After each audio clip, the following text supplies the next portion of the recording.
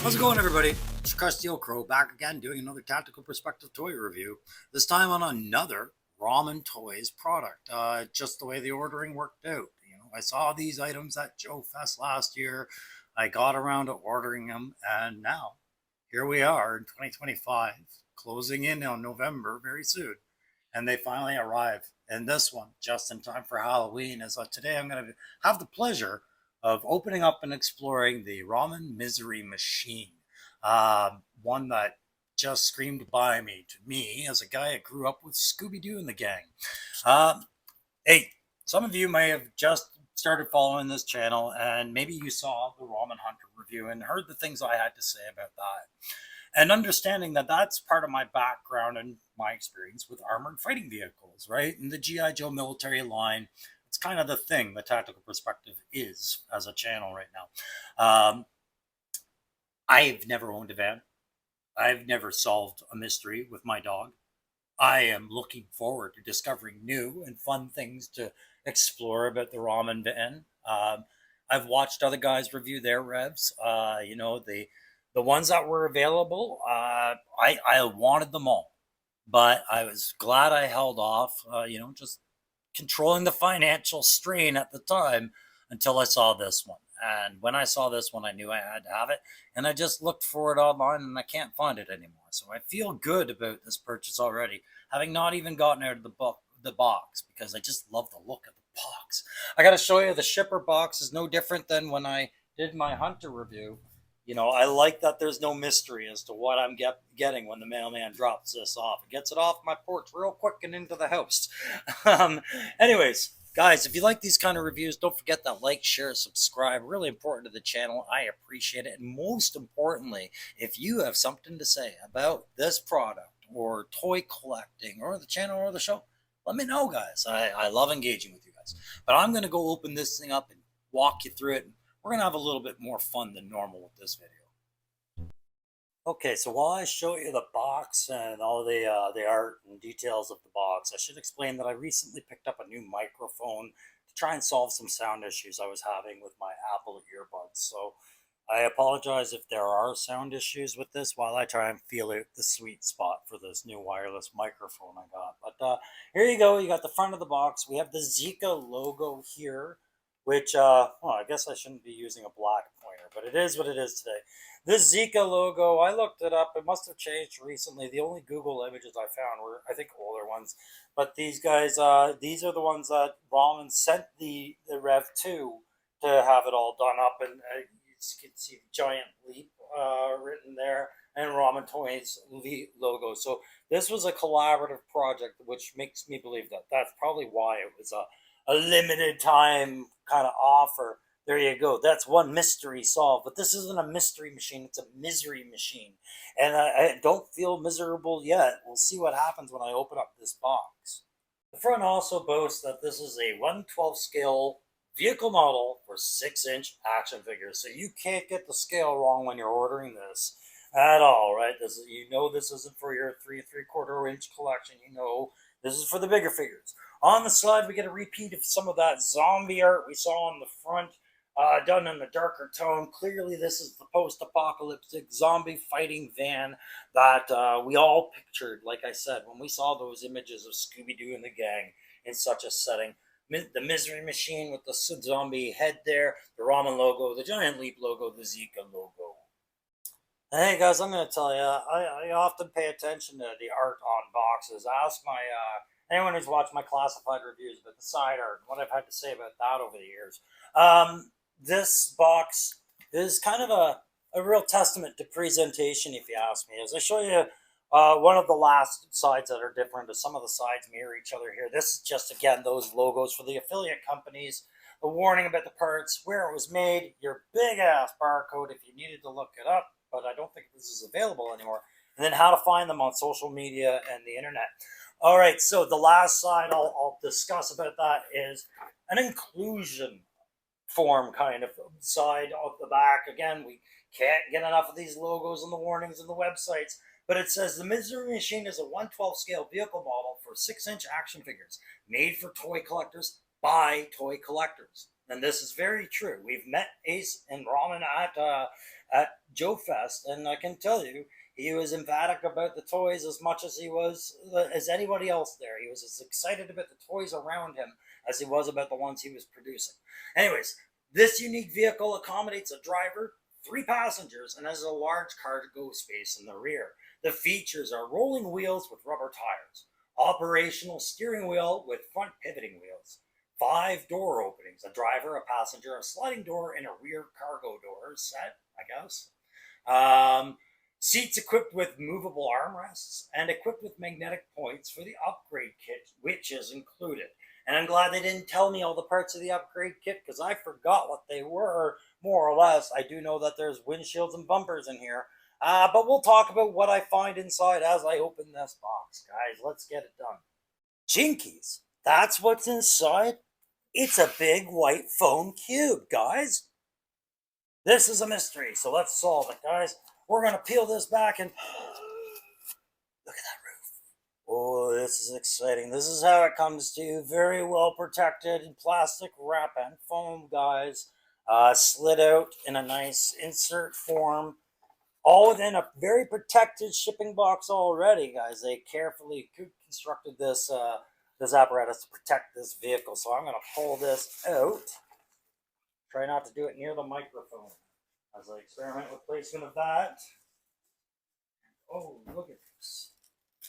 All right, so you can see it's in its protected bag. I'm going to take it out in a second here. Wow. That sure is pretty, ain't it, guys? Jinkies. All right, so as I play my Scooby-Doo references to get for the rest of this video, we'll slide that bag on. Oh, wow, and that is how it comes out of the insert. Now, did I explore the insert for this bonus kit? No, I did not. And there was none in here. Nor was it hidden in here. Nor was it hidden in here. So the mystery is, where is it? Where are you, upgrade kit? Asks everyone. Why, I'm in here, you dumb idiot. Ha ha. And you do this because you've seen upgrade kits before. Here we go, guys. I gotta go open that.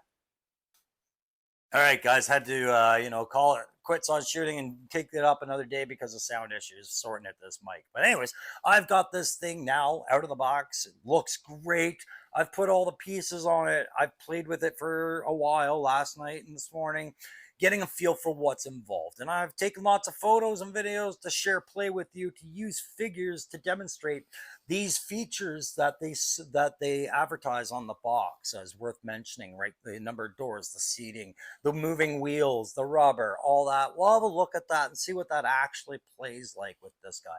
All right. I'll talk about what really grabbed my attention and maybe some good and bad points that grabbed my attention, because every toy, if you look hard enough, you'll be able to spot some stuff.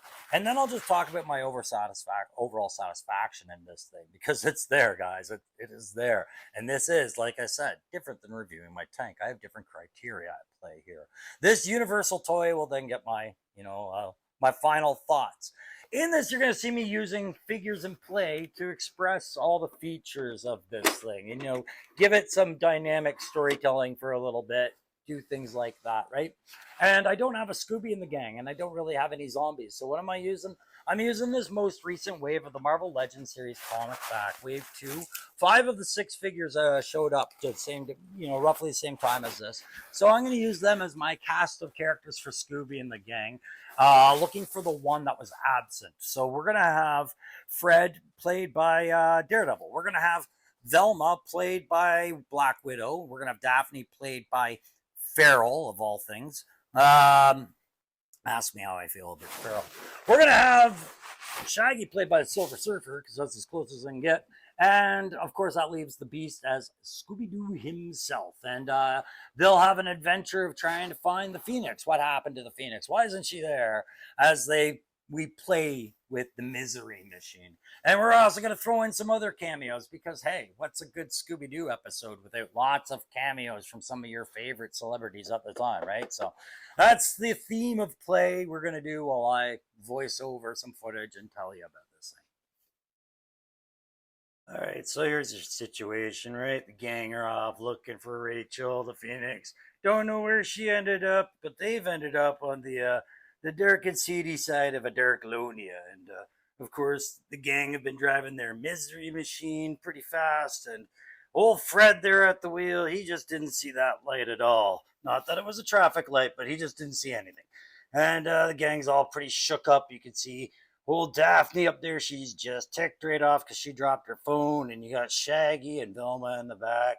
You know, they're not hurt. They just smell that old Scoob's back there probably dropped one, but you can see these doors in play, right? The nice hinges, lots of room to get your figures in there, and some adjustability with the seating as far as the armrests and things like that. I found no problems manipulating the space with the female bucks of the Marvel Legend line, nor did I with the more articulate bucks of male bucks of that line. But I would see where some people might have problems on that driver's side, where the gear shifts would get in the way and the steering wheel and whatnot, which I can show you in photos better from a different angle. I can see how some people might have had some fit issues, but you've got this nice sliding door which opens and allows us to get into that second row of seating, which I was so happy to see with this variant because I didn't think it came with it. I didn't realize that the like originally the Rev came with two seats only, and then with the 18 variant they gave you that extra row seating. And when this came around, I forgot to look for that. And so after I didn't see it in pictures anymore, I assumed. I don't think it had it. I was okay with it. I was very happy to see that row seating. And it comes at no sacrifice. As you can see, one of the two doors open to the space I have at play at the back. And yeah, there you go, guys. That's, maybe Daredevil wasn't the right choice to play Fred, but things are done and we got to move the plot along. These guys got to get out of this van and go start looking for the Phoenix. So you can see that I've taken that armored windscreen off to show you the wiper blades and give you clear line of sight into the driver. And, that way you can see the driver. The driver didn't need to see you with those things, clearly. And Matt Murdock is one guy this won't affect. So it all made sense at the time we picked him. And you can see now how much room there is in there as the gang has gone off to go and try and find clues as to where Rachel is. And already it seems that Scoobs might have picked up on one as Daphne points it out, like, "Hey, Freddy, I think Scoobs is on to something." He's like, "What?" And sure enough, the old crow's there to help him with some sort of thing, right? As we also get a look at both bay doors back open. This Scooby 8 or Scooby, the license plate. I don't know if that's supposed to say Scoob or if there's a bitter joke in there, but I think it's just Scoob. Put on there, you see that steel grating floor. Lots of room for other things to get put in there. And Scoob was pretty annoyed with those little screws in the back because he would have liked to have taken more photos and things like that. But maybe that's why he dropped that deuce in the back and annoyed everybody. And maybe that's what drove Daredevil's senses or Fred's senses out of the way to cause this accident. But thank goodness he had that magnetized bumper on there in front of the other license plate and not a chip off that custom beautiful paint job. And Shaggy did paint these zombies on the side, and Fred doesn't know, right? Because they're actually Fred's roadkills, clearly, and Shaggy will have to add a few more. But you got to be happy with the Zika and the Giant Leap paint job on these things. As I'm trying to show you as much other videos and footage as I can on top of these stupid little stories, but having a look down into that skylight. And the roof is a nice plastic, but it does let some light in, as I think I found one or two angles with my hand camera to show you. My hand camera being my iPhone there. And would you look, Farrell's, or sorry, not Farrell, but it's Daphne over there saying, "I think she's in here, guys." And Shaggy's like, "Oh man, you're so dark." So while Fred concedes that maybe he shouldn't have been driving, and thank God for that brush bar, Shaggy's over there questioning whether Fred was actually ever blind and paying attention or not. Fred's like, "Of course I am sometimes." Anyways, moving inside, you see that Daphne, she's trying to find more clues and features of this nice, beautiful interior. Surely there's more function there than just the steering wheel and fold down armrests on the seats. But there isn't. There's just a lot of leg room and some bonus seats. Is that enough? Well, there is. That's enough for a guy like me, especially with that extra back room and access to everything where I need it. that's about all the play function I can have. It wouldn't have mattered if this thing came with electric lights or not, because toys and batteries, that's not something I play with the same way as an adult as I did with a kid. No electronics, no bells and whistles and sounds, just photography, and shelf space giant that lets you interact with a whole bunch of figures as the gang is finding out. So while they continue to look for Rachel there, and everybody's trying to figure out where she went, 5 out of 6 of the way of annoys the crow. We'll try real hard to find some more features to tell you about on this. But geez, I think we're coming to the end of that already. There you go. It seems Velma's the one that's smart enough to figure out reverse and steering and how the pedals work with the gas, the brake, and even the old style emergency brake.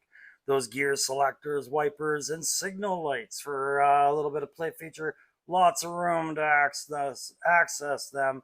And of course, once we close up shop, she can use her mirrors to avoid hitting everything that she backs up into here. As I give you another look at that paint job, just a little bit of play on these rubber tires. It isn't a lot of pivot point, but it's enough. It's enough, but it's kind of a hard notice. Maybe I would have liked a bit another 10-degree turn in that for posing, but you can tell that Velma, once she gets into it, she wants it war stock readied up. She wants to use those mirrors, cover up those windows with that seated armor plate. Got your KC light bar and sunshade on there, and light going in through that sunroof, and the spoiler on there. Meanwhile, while they're looking for the Phoenix, Matt's going back to pretending he's blind again. And yeah, this time it seems Scoob's insisting that she's in the drum, guys. Or drum. Of course, Daphne's agreeing. Oh, she's definitely in the drum, and Shaggy's like, what's wrong with you guys? You're so dark, right? But they're gonna back this thing up, see if they can get the other truck out of the way, or the van out of the way, the mysterious van that's there for no good reason, back up there and see if they can't get that oil drum.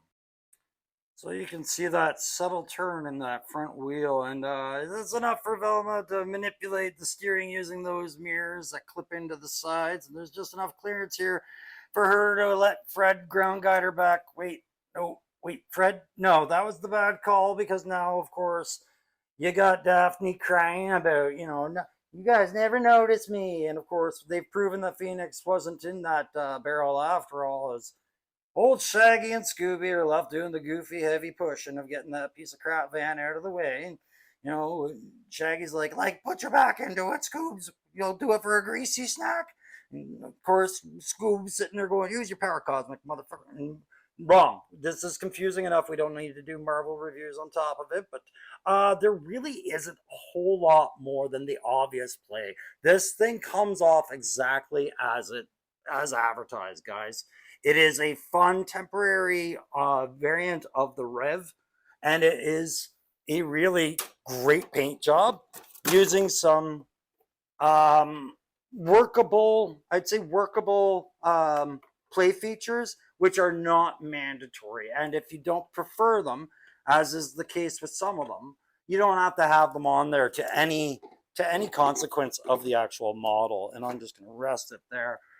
Play features I really respected on this one was the space inside the cabin, was the second row seating. I felt like buying this variant of the REV should have qualified me for what the A-Team variant, or not the A-Team, but the A-Team, what that variant had. And I felt like that was complete. Like this, having the extra seats in there really made me happy. There's a lot of photography purposes and goofing around that can be done with this.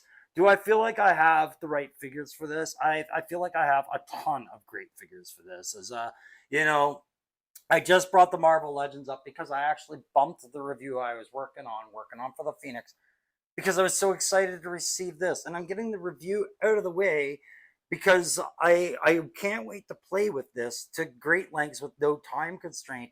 But this was fun. I had to play with it with you guys really fast right away. But again, there's nothing here to sell. It sells itself. If you want a REV van, this is what they bring to the table across the board. Space for a driver, space for a passenger, some degree of flexibility for what line that 6-inch figure might come from, some play function, doors, and some storytelling with which.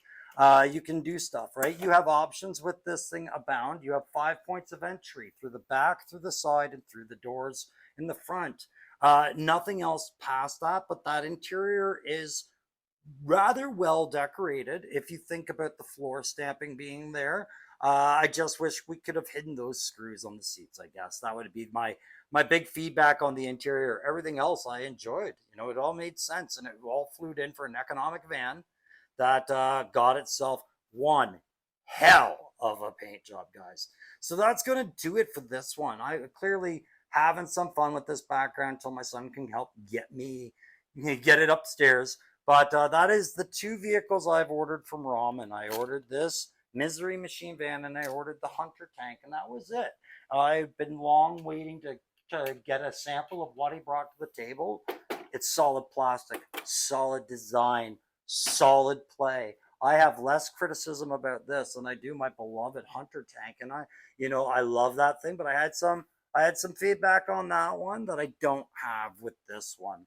I think for what I spent on this one, and I think I've shown that in a couple of slides, what they roughly sit at for 150, $200, and depending on the variant, I definitely got what I was after with this one, guys. So that's going to do it. I'm going to go back to taking some photography that's relevant for it, try to show you guys just where my passion for this one was going, and then get back to goofing around and having fun. Thanks very much for goofing around with me. Welcome new subscribers, and thank you so much for old subscribers. I hope you guys had as much fun, and let me know in the comments. Did you guys get a REV van, and which one did you go for? And what was your favorite feature, the one you got? How do you like to play with it? What line of figures are you occupying it with? I want to know it all. Hit me up. Thanks again, guys. Take care.